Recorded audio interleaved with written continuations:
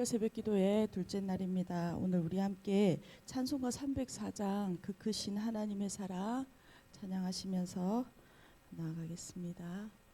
찬송가 304장 그 크신 하나님의 사랑입니다.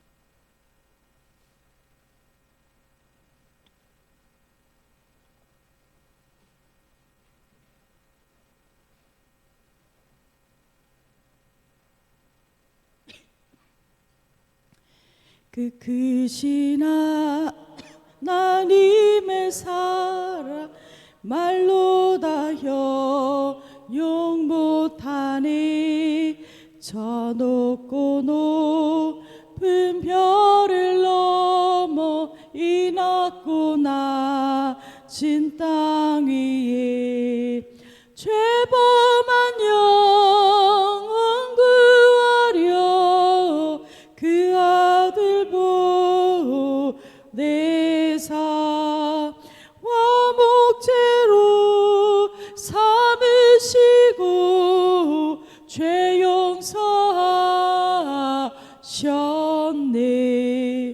하나님 크신 사랑을 증량다 못하네. 영원히 변치 않는 사랑 성도여 찬양하세. 괴로운 시절 지나가고 땅 위에 여호와 쇠할 때 주 믿지 않던 영혼들이 큰 소리 외쳐 울어도 주 믿는 성도들에게 큰 사랑 베푸사 우리의 죄 사했으니 그네 잊을까. 하나님 크신 사랑을 증량다 못하네. 영원히 변치 않는 사랑 성도여 찬양하. 하늘을 두루마리 삼고 바다를 먹물 삼아도 한없는 하나님의 사랑 다 기록할 수 없겠네. 하나님의 크신 사랑 그 어찌 다 쓸까. 저 하늘 높이 쌓아도 채우지 못하리. 하나님 크신 사랑을 증량다 못하니. 영원히 변치 않는 사랑 성도여 찬양. 3절 한 번 더 하겠습니다. 하늘을 두루마리 삼고 바다를 먹물 삼아도 한없는 하나님의 사랑 다 기록할 수 없겠네. 하나님의 크신 사랑 그 어찌 다 쓸까. 저 하늘 높이 쌓아도 채우지 못하리. 하나님 크신 사랑을 증량다 못하네. 영원히 변치 않는 사랑 성도여 찬양하세. 이 시간 우리 함께 기도하며 나가기 소망합니다. 하나님, 오늘도 하나님 은혜 내려 주십시오. 하나님, 우리 가운데 말씀하시고 또 우리 공동체 가운데 말씀하여 주셔서 그 말씀 붙들고 이 하늘에 살아가게 하여 주십시오. 함께 기도하며 나가겠습니다. 주님 감사합니다. 하나님 오늘 이 아침에 하나님 우리를 오늘도 불러주시고 하나님 귀하고 다시 복된 주일 하나님 보내고 신년 하나님 아버지 하나님 월요일 이 아침 특세로 하나님 함께 하시니 앞에 감사합니다. 하나님이 하나님, 신년 오늘 우리의 특별 마음을 새벽 다하여 기도를 이어갈 하나님 수 있도록 예배합니다. 은혜 하나님, 내려 오늘 주셔서 말씀하여 감사합니다. 주시고 하나님, 사랑하는 우리의 하나님 삶 아버지, 오늘 이 말씀하시네. 시간에 하나님의 하나님 은혜를 우리가 경험할 수 이 있도록 하루를 주시오. 시작하고 또 한 해를 주십시오. 시작하며 하나님, 하나님의 오늘 은혜를 말씀하시는 구합니다. 하나님의 은혜 은혜를 아니면 살아갈 하나님 수가 아버지, 없는 오늘 우리 다시 삶인 한번 것을 우리 삶에 다시 한번 더 새겨질 수 있도록 정직하게 은혜 고백합니다. 베풀어 주시기를 마치 간절히 하나님의 은혜 없이도 원합니다. 살아갈 수 있는 자인 하나님, 우리 것처럼 가운데 말씀하여 하나님 주시고, 교만하고 오만하게 하나님 굴지 아버지, 않게 오늘 해 공동체 주시고 가운데 매 순간순간 말씀하시고 하나님의 하나님 은혜 앞길을 없이는 살아갈 수 보여주시는 예수 없는 그리스도의 하나님의 그 아버지, 은혜가 그 우리의 은혜가 생명의 하나님 양식인 우리 것을 가운데 고백합니다. 부어지는 은혜 될 하나님의 수 있도록 긍휼과 주여 자비가 은혜 우리에게 부어주십시오. 생명의 양식이고 하나님, 우리 우리를 가운데 돌보시는 하나님의 그 돌보심이 주십시오. 우리의 생명의 양식인 것을 고백합니다. 오늘 사랑하는 우리 성도들의 삶들 가운데 그렇게 하나님 우리를 보호하시는 하나님의 은혜를 갈망하며 하나님의 하늘의 도우심을 구하며 살아가는 복된 한 해 되게 하여 주옵소서. 사랑하는 예수님의 이름으로 감사하며 기도합니다. 아멘. 우리 하나님의 말씀 요한일서 3장 13절부터 24절까지 우리 함께 살펴보시겠습니다. 하나님의 말씀 요한일서 3장 13절부터 24절까지입니다.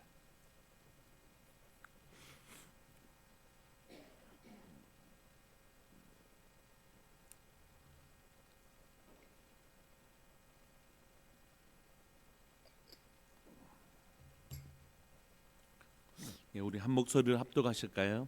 13절부터 24절까지 시작. 형제들아, 세상이 너희를 미워하여도 이상히 여기지 말라. 우리는 형제를 사랑함으로 사망에서 옮겨 생명으로 들어간 줄을 알거니와 사랑하지 아니하는 자는 사망에 머물러 있느니라. 그 형제를 미워하는 자마다 살인하는 자니 살인하는 자마다 영생이 그 속에 거하지 아니하는 것을 너희가 아는 바라. 그가 우리를 위하여 목숨을 버리셨으니 우리가 이로써 사랑을 알고 우리도 형제들을 위하여 목숨을 버리는 것이 마땅하니라. 누가 이 세상의 재물을 가지고 형제의 궁핍함을 보고도 도와줄 마음을 닫으면 하나님의 사랑이 어찌 그 속에 거하겠느냐. 자녀들아, 우리가 말과 혀로만 사랑하지 말고 행함과 진실함으로 하자.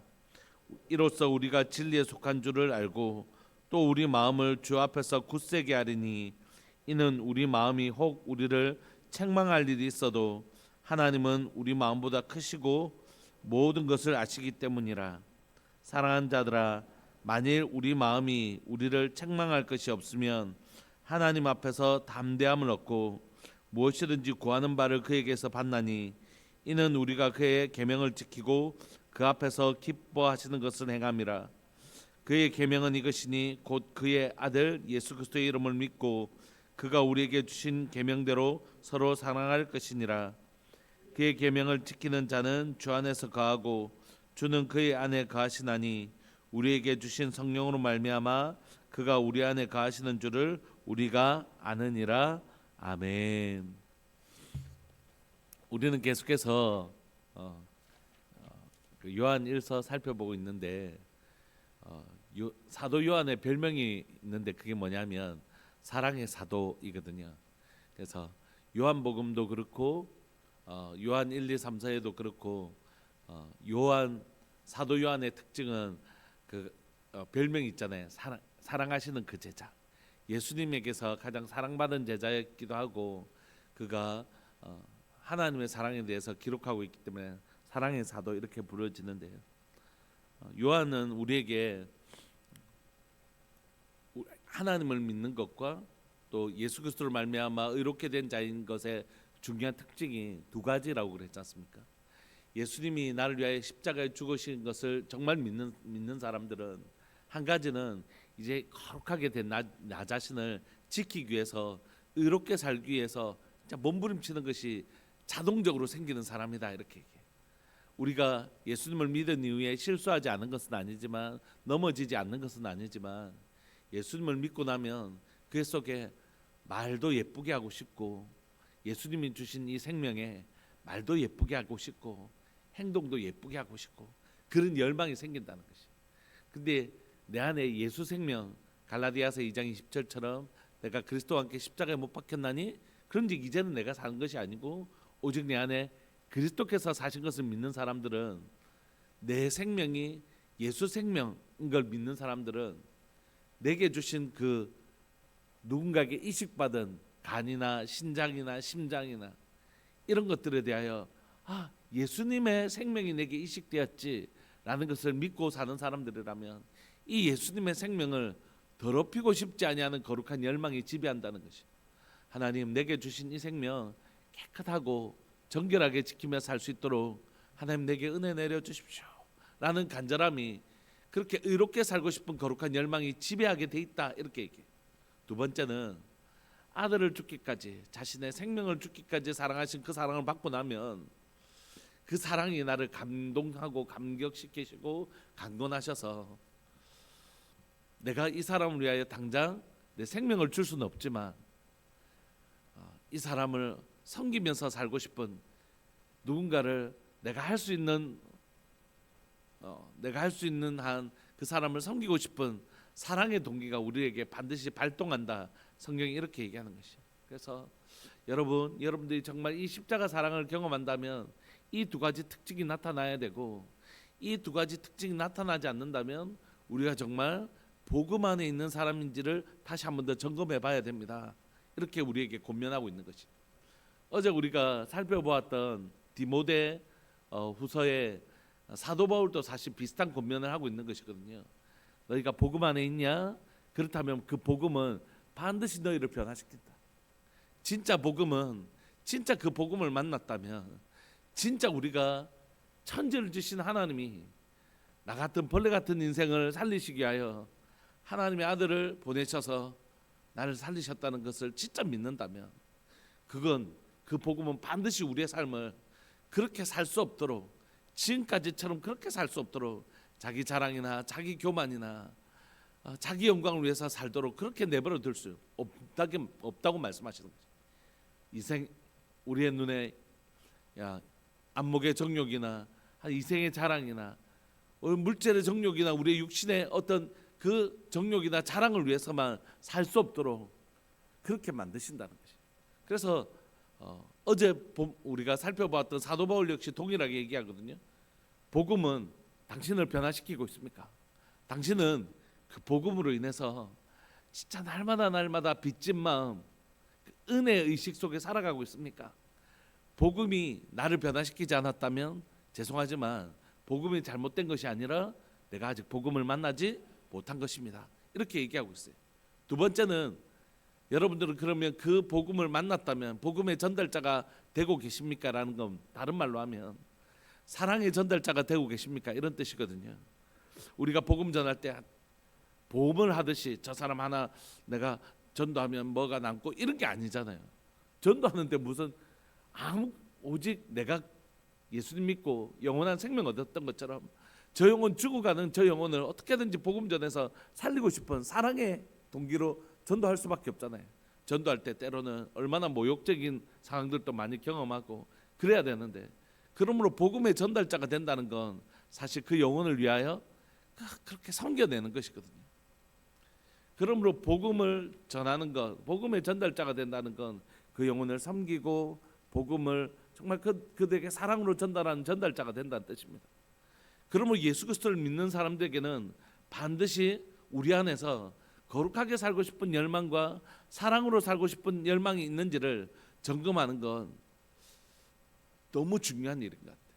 혹시 내 안에 그게 없다면 하나님 앞에 은혜를 구하면 좋겠다고 생각해요. 하나님, 나도 그런 게 있는지, 그렇다면 나도 하나님 만나주셔서, 나도 그 은혜가 나를 만나주셔서 진짜 너무 거룩하게 살고 싶고 너무 사랑으로 살고 싶은 열망을 내게 주십시오 라고 기도하면 좋을 것 같고, 전에는 첫사랑이 있었는데, 전에는 얘가 예수님 믿어서 첫사랑 때문에 그렇게 뜨거웠던 순간이 있었는데 혹시 식어버린 순간들이 온다면 다시 한번 더 은혜를 구하면 좋을 것 같아요. 하나님, 제게 그리스도를 만났던 그 놀라운 첫사랑의 순간들을 회복시켜 주셔서 다시 한 번 더 주님을 위해서 사는, 하나님 정말 거룩하게 살고 사랑으로 살아내는 그 첫사랑의 감격이 제 가운데 회복되기를 원합니다.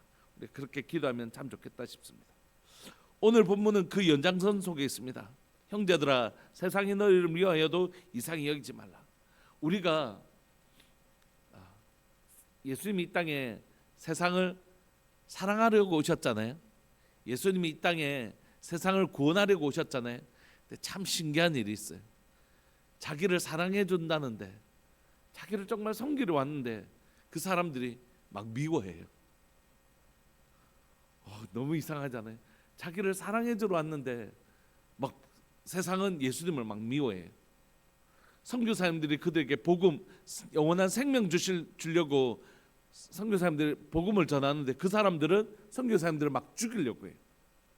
참 이상한 일이 있죠. 세상은 그래요. 우리가 누군가를 사랑할 때 내가 저 사람에게 너무 사랑으로 또 친절로 정말 저 영혼을 위해서 울고 기도하고 애쓰면 저 사람은 당연히 저를 사랑해 줄 거라고 생각하는데 그렇지 않은 반응이 일어날 때가 없습니까? 있죠. 나는 내 아내를 너무 사랑하는데, 나는 누군가를 너무너무 사랑하고 섬겨주는데도 그분은 그렇지 않는 반응을 나타낼 때가 있단 말이에요. 특별히 세상은 더 그렇대. 그래서 우리가 세상을 사랑하고 섬겨도, 그 세상을 섬겨도 세상은 우리를 미워하는 일이 생긴단 말이에요. 그러니까 그런 일이 생길 때에 이상히 여기지 말래요. 왜냐하면 근본적으로 하나님 안에 속한 사람들을 사도 요한은 뭐라고 얘기하냐면, 사랑에 속한 사람들, 하나님을 알지 못하는 세상은 미움에 속한 세상, 이렇게 사실 이분법적으로 구분하고 있어요. 그러니까 기본적으로 세상은 미움이라는 것으로 특정지어진 곳이기 때문에 그 사람들이 우리가 그들을 사랑한다고 할지라도 그들이 우리를 미워하는 것에 대해서 이상히 여기지 말라는 것이에요. 왜냐하면 하나님의 사랑을 알지 못하면 근본적으로는 그 깊은 사랑에 젖어 있지 않기 때문에 그 미워한다는 것이에요. 그래서 세상은 근본적으로 미움에 속한 사람이다, 미움에 속한 것이다, 이렇게 얘기할 뿐만이 아니라 여기서 더 논리를 발전시켜요. 그건 뭐냐면, 너희가 미움에 속하 있냐? 그러면 너희도 세상에 속하 있다. 이렇게 사도 요한이 우리에게 얘기합니다. 한번 볼까요? 14절, 우리는 형제를 사랑함으로 사망에서 옮겨 생명으로 들어간 줄을 알거니와. 우리가 형제를 사랑하면 사망에서 옮겨 생명으로 얻는 구원을 얻는다, 이런 뜻이 아니고, 우리가 예수 그리스도를 믿음으로 사망에서 생명으로 옮겨지면 그 사람에게서 구원의 동기가 형제 사랑이 아니라 구원의 결과물이 형제 사랑이라고 우리에게 가르쳐요. 형제를 사랑하면, 우리가 예수 그리스도의 놀라운 구원을 받으면 이 사람에게 드러나는 특징이 뭐라고요? 형제를 사랑하게 돼 있대요. 그 놀라운 구원의 은혜를 받고 나면 내가 이 은혜를 받았는데 이 형제들을 참 기여기는 마음이 생기는 것이, 영원한 생명을 얻었는데. 그러니까 형제 사랑은 구원의 증거라는 것입니다. 그러므로 14절은 우리는 형제를 사랑함으로 사망에서 옮겨 생명으로 들어간 줄을 알거니와. 반대로 사랑하지 않는 자는 왜 그러냐 하면, 왜 저 사람은 사랑이 없을까? 왜 내 삶에는 사랑이 없을까? 생각해 보면 그건 그리스도의 사랑을 아직 만나지 않았기 때문이고, 아직 사망에서 생명을 옮기지 않은 사망에 속한 자요 세상에 속한 자다, 이렇게 얘기하는 것입니다. 엄청 무섭게 얘기하죠. 그래서 여러분, 오늘부터 여러분들 주위에 살펴보면서 저 사람 사랑이 부족해, 이렇게 판단하라는 것이 아닙니다. 자신을 진단하라는 거죠. 자신을 진단하면서 우리에게 사랑의 결핍은 그냥 사랑이 부족하구나 라는 정도가 아니라, 그건 세상에 속한 자의 증거이고 사망에 속한 자의 증거다, 이렇게 사도 요한이 진짜 무섭게 얘기해요.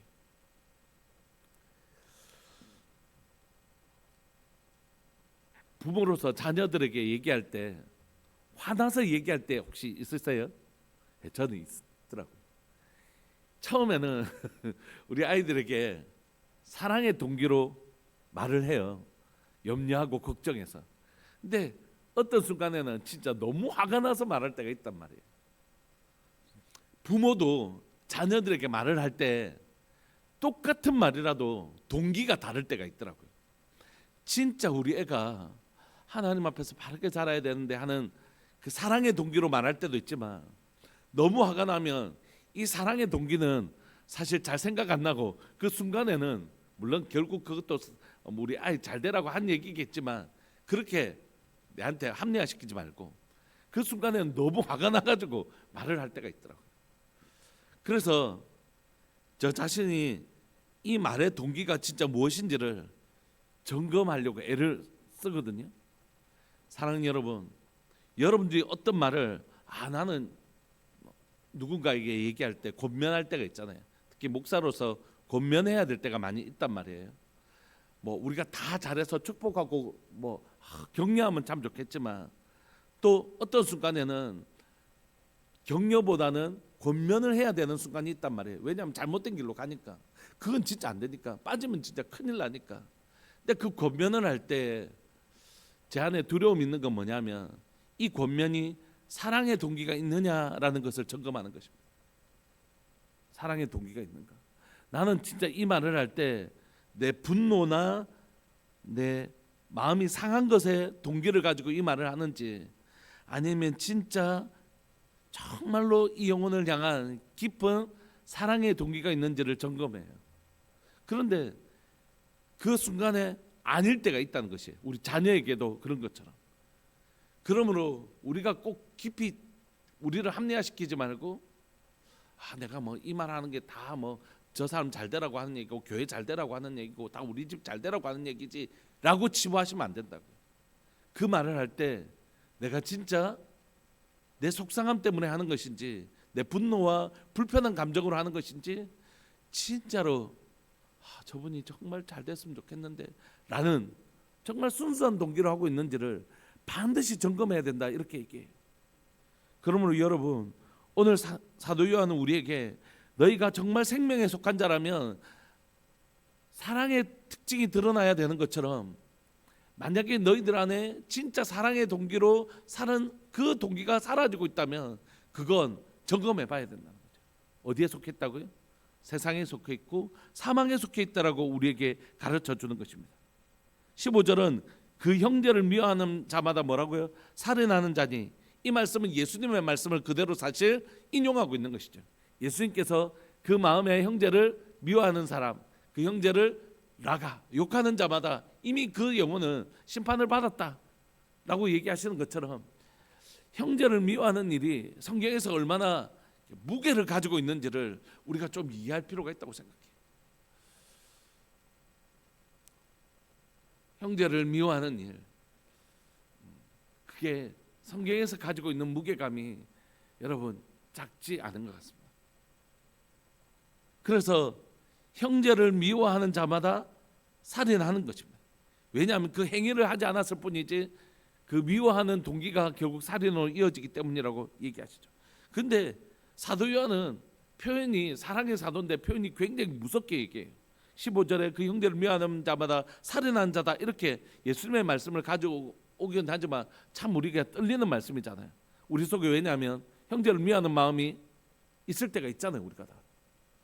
그런데 그 다음 말씀이 더 좀 무섭습니다.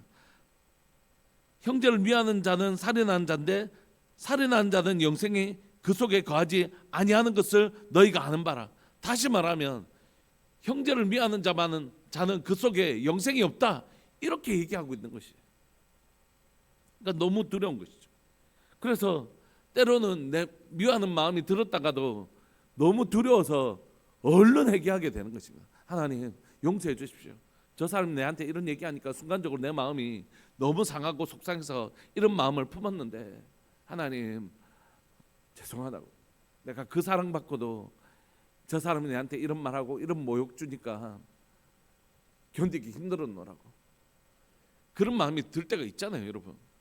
근데 그게 하나님 앞에서 가벼운 게 아니라고. 사람이 뭐 그런 생각도 안 가진 사람이 누가 있나, 이런 게 아니라, 그럴 수 있죠. 우리 모두가 하나님의 말씀 앞에서 연약하고 부족할 수 있죠. 그러나 그것이 하나님 앞에 이 정도의 무게가 가지고 있는 것을 안다면 빨리 돌이키는 은혜가 우리에게 있기를 소망하는 것이죠. 그래서 성경은 우리에게 형제 미워하는 것이 얼마나 무서운지를 얘기하거니와 16절에 그가 우리를 위하여 목숨을 버리셨으니 우리가 이로써 사랑을 알고 우리도 형제들을 위하여 목숨을 버리는 것이 마땅하니라. 그러면 우리가 형제를 미워하는 것이 이만큼 하나님 앞에서 무서운 죄라면 우리는 얼마나 형제를 사랑하고 살아야 됩니까? 그 기준은 뭡니까? 라고 할 때 그건 예수 그리스도의 십자가 사랑이다 이렇게 얘기하고 있는 것입니다. 난 평생 그 사랑 못하겠다. 예, 그럴 수 있죠. 그렇지만 기준은 뭐라고요? 하나님이 우리를 어디까지 자라게 하시기를 원하시냐면 오른뺨을 때리면 왼뺨도 때리고 그걸 지나서 원수를 사랑하는 데까지 그것을 지나서 십자가 사랑까지 얘기하시는 거예요. 그럼 십자가 사랑이란 건 무슨 뜻이냐면 죽기까지 사랑한다 뭐 이런 의미이지만 제사제도를 생각하면 훨씬 더 우리에게 선명하게 다가옵니다. 뭐냐면 대속제물은 누가 죽이냐면 죄지은 자가 죽여요. 죄지은 자가 대속제물을 죽일 때에 대속제물은 자기를 죽이는 자를 위하여 죽고 자기의 죽음을 통하여 자기를 찌르는 사람을 살리는 것입니다. 누가 그러셨죠? 예수님이요. 우리의 죄가 예수님을 죽였고 예수님을 죽이는 우리를 살리신 것입니다. 성경은 온통 그런 이야기로 가득 차 있습니다. 사도 바울은 스데반을 죽였잖아요. 스데반은 사도 바울이 죽였지만 스데반의 죽음을 통하여 사도 바울이 살아납니다. 로마 시대의 수많은 순교자들은 로마는 그 순교자들 죽였지만 순교자들의 죽음은 로마를 살려냅니다. 성경은 그 정도 수준을 요구해요. 그러니까 그리스도인이 된다는 게 진짜 어려운 것이라.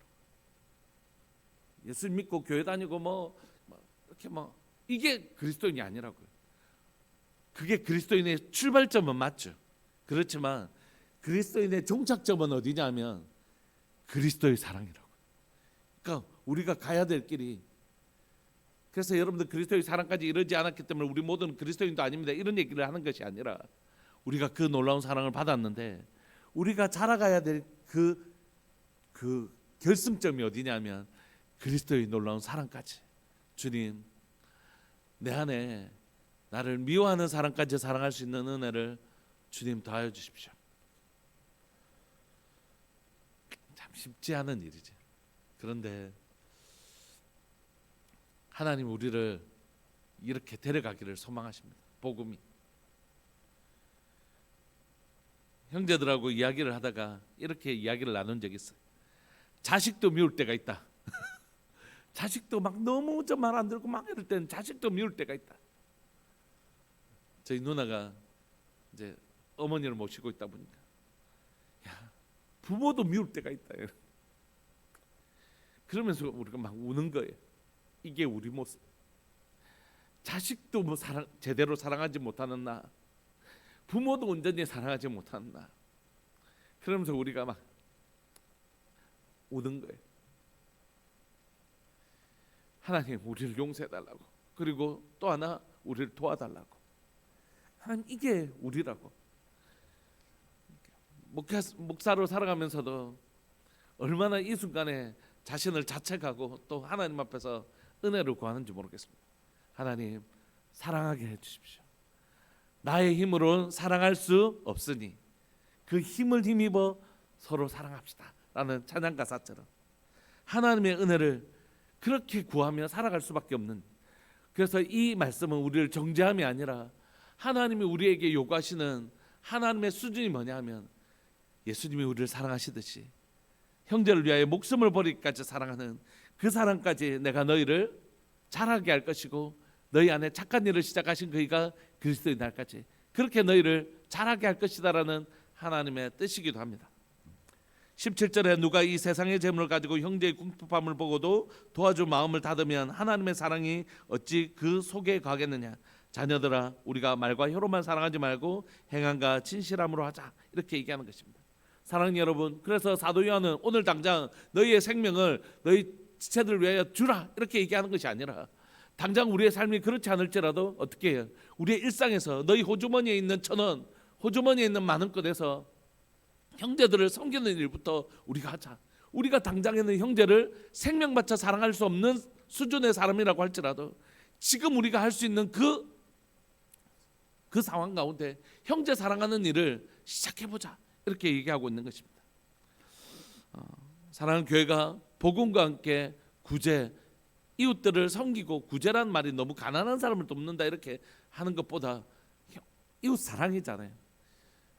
이웃을 사랑하는 것을 좀 우리가 구체적으로 보여줄 수 있는, 복음과 함께 이웃 사랑을 함께 보여줄 수 있으면 좋겠다, 그런 마음이 있습니다. 그렇다면 미워하는 것이 사망에 속하 있고 형제 사랑하는 것이 이렇게 하나님 앞에 중요한 문제라면, 형제를 사랑하면 우리 가운데 어떤 은혜가 있는가, 어떤 은혜가 부어지는가. 19절에 이로써 우리가 진리에 속한 줄 알고 또 우리 마음을 주 앞에 굳세게 하리니 이는 우리 마음이 혹 우리를 책망할 일이 있어도 하나님 우리 마음보다 크시고 모든 것을 아시기 때문이라. 무슨 얘기냐면, 여러분들이 죄를 지을 때에 여러분 하나님의 은혜를 받은 사람은 죄를 미워하는 마음이 생긴다 했잖아요. 그런데 죄를 미워하는 마음이 생겼는데 실수합니까, 안 합니까? 하죠. 넘어질 때가 있죠. 그럴 때 사랑으로 살아내고, 사랑으로 하나님의 사랑을 믿고 사랑으로 살아내던 사람들에게는 무슨 확신이 있냐면, 하나님이 이런 나를 어떻게 하실 거라고요? 여전히 용서하시고 사랑하실 것이라는 확신이 있는 것이에요. 여러분, 이것이 사랑하는 자에게 주시는 가장 큰 복입니다. 내가 누군가를 용서하잖아요. 그럼 이 사람에게 무슨 확신이 있냐면, 나도 저 사람을 용서하는 마음이 있는데, 이런 나를 내가 실수할 때 하나님 용서하시겠지, 이런 믿음이 생깁니다. 근데 내가 다른 사람을 잘 용서하지 않잖아요. 관대하지 않잖아요. 그럼 하나님 주시는, 그 사람에게 주신 벌이 있어요. 그 뭐냐면 하나님도 날 용서하실 것이라는 믿음이 잘 안 생겨요. 그러니까 성경은 굉장히 놀랍게 되어 있습니다. 하나님의 원리는 굉장히 놀랍게 되어 있습니다. 내가 살지 않으면 그게 믿음이 잘 안 와요. 왜냐하면 나도 저 사람 할 때 나도 막 미운데 하나님 나 용서해 주실까? 이런 생각이 든다는 거죠.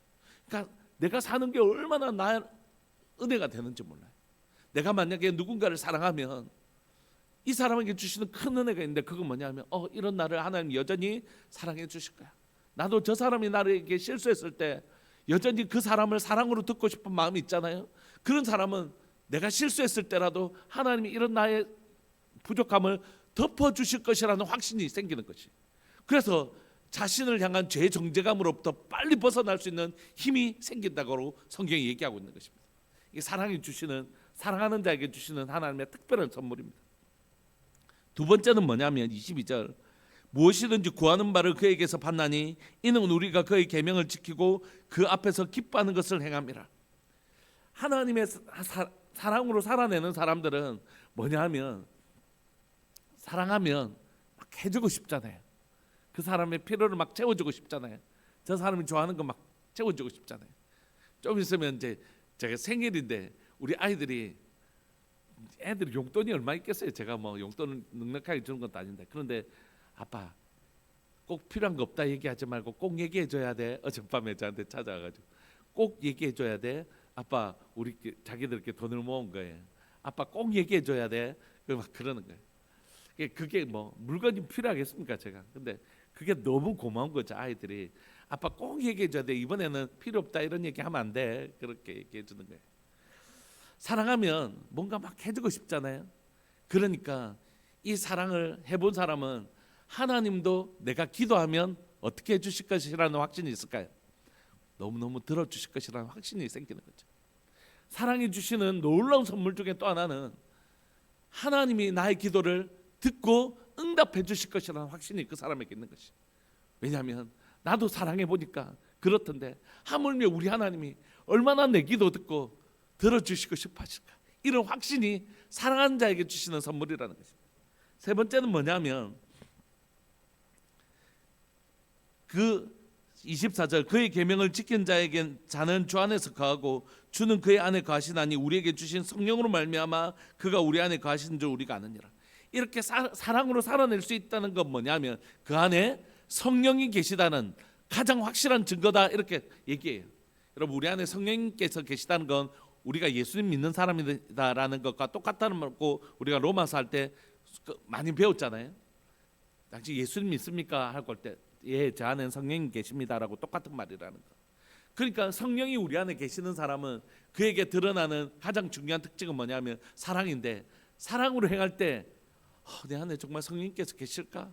할 때 성경은 뭐라고 얘기하냐면, 그럼 사랑으로 행하는 자에게는 성령님이 반드시 계셔 라고 확신해도 좋아, 이렇게 얘기하고 있는 것입니다. 말씀을 마무리하고 싶습니다. 여러분 오늘 하루 또 오늘 한 해 살아가면서 저에게도 제 개인적인 목표들이 있고 여러분들에게도 그렇지 않으시겠어요? 사랑에 충만한 사람으로 살아가고 싶습니다. 저 자신을 건강하게 사랑하는 법을 배우고, 제 가장 가까운 이웃인 저희 아내를 더 기히 여기고, 저희 자녀들을 사랑하고, 사랑 우리 성도들을 위해서 더 많이 눈물 흘리고 기도하며 애쓰는 그런 목사로 살아가고 싶다. 이 요한 일서를 살펴보면서 그런 마음이 듭니다.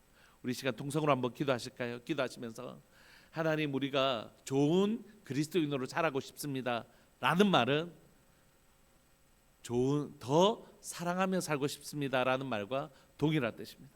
하나님, 너희가 사랑한 자를 사랑하면 세리와 창녀보다 더 나은 것이 무엇이냐. 우리가 우리를 미워하는 자를 사랑하는 것까지 나가지 않으면 어렵죠. 그렇지만 주님이 우리 그렇게까지 사랑해보자 라고 격려하시고 우리를 그렇게 도와주실 거라고. 오늘 이 시간 우리 함께 기도하실 때 하나님, 저에게 1년 동안 사랑의 놀라운 성장이 일어나게 해주십시오. 1년이 지났을 때 내가 저 사람까지 품을 마음이 생기는구나, 하나님이 내게 더 크신 사랑을 주신 까닭이구나, 이렇게 고백할 수 있는 사랑의 성장이 일어나는 복된 한 해 되었으면 좋겠습니다. 우리 주의 이름을 크게 부르시면서 하나님, 그리스도인의 놀라운 사랑의 성장이 일어나게 해주십시오. 기도하면서 나갑시다. 기도하시겠습니다. 주여, 살아계신 하나님 아버지, 역사하시는 하나님 감사합니다. 하나님, 요한일서가 우리에게 가르쳐 주시는 바, 생명에 속한 자는 사랑에 속한 자이고 세상에 속한 자는 사망에 속한 자는 미움에 속한 자라고 우리에게 말씀하여 주셔서 하나님, 두렵고 떨리지만, 너무너무 두렵고 떨리지만 하나님 또한 이 말씀 앞에 우리가 서 있습니다.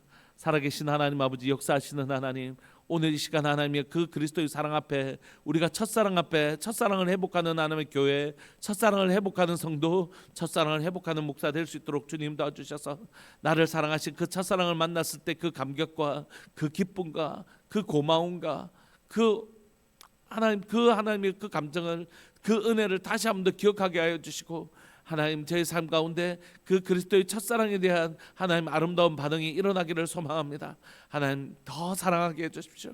더 기여기게 해주십시오. 때로는 하나님 겪게 되는 모욕과, 때로는 하나님이여 그 수많은 하나님이여 불친절에 대해서도 하나님 그리스도의 사랑으로 하나님의 반응할 수 있는 더 깊은 사랑과 더 넓은 사랑을 가지는 하나님 교회와 성도 되게 해주십시오. 세상은 우리를 미워하나 우리는 세상을 여전히 사랑하고 품을 수 있는 교회 되게 해주시고, 하나님, 나를 미워하는 자들을 여전히 사랑으로 품어낼 수 있는 하나님의 놀라운 사랑이 저에게는 없습니다. 그러므로 하나님, 하늘로부터 내려주시기를 소망합니다. 하늘로부터 내려주시기를 소망합니다. 하늘로부터 그 놀라운 사랑을 충만하게 채워주사 하나님이여, 그 사랑으로 넉넉하게 하나님이여 내 원수를 사랑하라고 말씀하신 그 명령 앞에 그 원수를 사랑할 수 있는 사랑까지 주실 하나님을 기대하고 소망합니다. 사랑하는 하나님, 오늘도 우리 성도들의 삶들 가운데, 저의 삶 가운데 하나님, 이 한 해 동안 사랑의 놀라운 성장이 일어나게 하여 주시고, 하나님, 이전보다 더 깊은 사랑을 가진 사랑의 사람으로 살아갈 수 있도록 주님 도와주옵소서. 오늘도 사랑하는 우리 성도들의 삶들 가운데 사랑해 주시는 용서에 대한 확신, 사랑해 주시는 기도에 대한 확신, 사랑해 주시는 성령께서 내 안에 계신 이 세 가지 확신을 사랑의 선물로 받아가는 놀라운 우리 성도들의 삶이 될 수 있도록 은혜 내려 주옵소서. 감사합니다. 오늘도 하나님, 우리 가운데 이렇게 사랑으로 우리를 만나 주시고 사랑의 사람으로 우리를 다듬어 가실 사랑하는 예수님의 이름으로 감사하며 기도합니다. 아멘. 우리 김한숙 집사님 1,000번째 하나님 앞에 귀한 예물 드리셨습니다. 우리 시간 이 말씀 붙드시고 하나님, 우리 삶에 사랑의 성장이, 사랑의 증가가 일어나게 해주십시오. 우리 그런 마음으로 기도하면서 오늘 또 살아갔으면 좋겠습니다.